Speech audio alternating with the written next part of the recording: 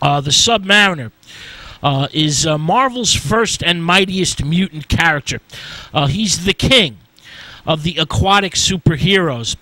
And Namor the Submariner first emerges from the briny deep in 1939. Namor hangs around in one magazine or another for most of the 20th century.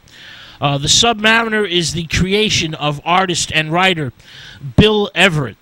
Namor makes his first appearance in the short-lived timely publication Motion Picture Weekly, and is then reintroduced in Marvel Mystery Comics #1 in the fall of 1939.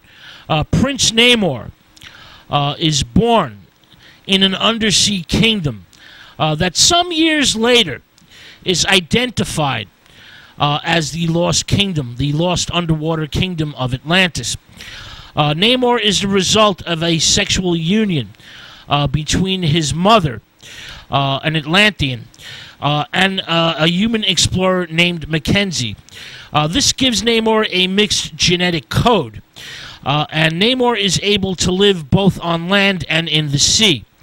Namor is incredibly strong and can not only swim but can fly. Now, in the second issue, the pointy-eared Namor is a very angry young man when he arrives in Manhattan from his decimated underwater or undersea home, and he is bent on revenge. For example, there's dialogue, "You white devils have persecuted and tormented my people." And he goes on a rampage of destruction in New York City. Now, the Human Torch is a New York City cop, and a confrontation between the two is inevitable.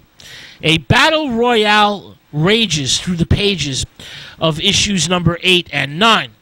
The superheroes fight ends up in a Mexican standoff in issue number 10.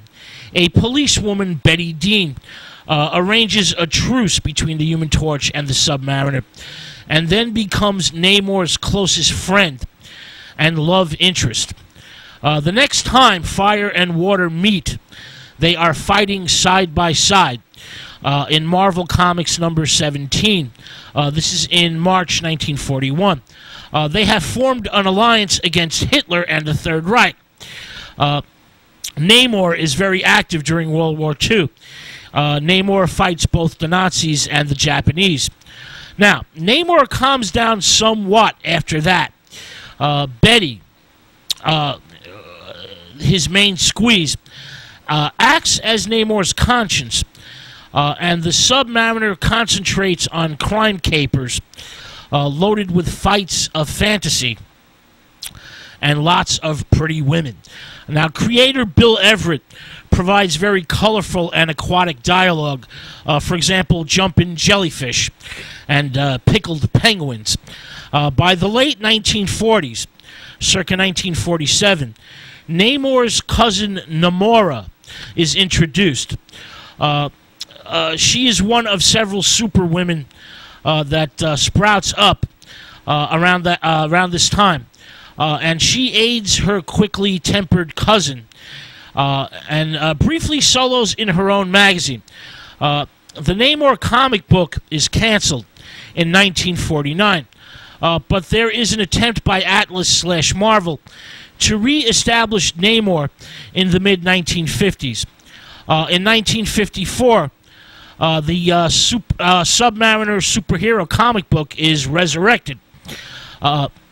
It now adds the communist Red Menace to the list of Namor's targets and enemies. He takes a very strong anti-communist stance that's very noticeable on the covers. His villains and opponents prominently display the hammer and sickle. The new Submariner comic lasts only 10 issues and ends in late 1955. Now, in these 10 issues, Betty Dean is cohabiting. She's living with Namor in Atlantis, and Namora returns for several stories. Now, in 1962, the Submariner rises up again in assorted guest appearances, including some in the Avengers. And he gets his own comic book he gets his own comic book again in 1968. Betty Dean in the 68 comic is now a plump, gray-haired matron, and Namor's daughter, Namorita, is introduced.